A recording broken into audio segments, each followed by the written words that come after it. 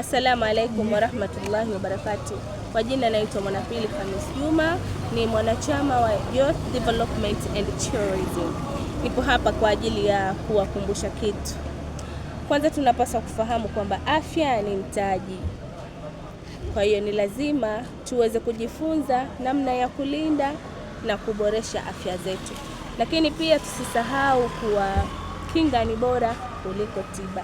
Hivyo ni vyema kuweza kupata maarifa yatakayoweza kuokoa maisha yako pamoja na familia yako.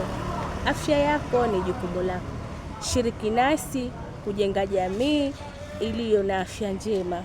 Nipo hapa kwa ajili ya kuwakaribisha katika kongamano la afya litakalofanyika tarehe 2 Mei katika holi la Suza. Insha Allah tushirikiane kwa pamoja, tuwasili kwa wingi ili kuweza kufahamu namna gani tunaweza tukajikinga, namna gani tunaweza tukaepuka na maradhi.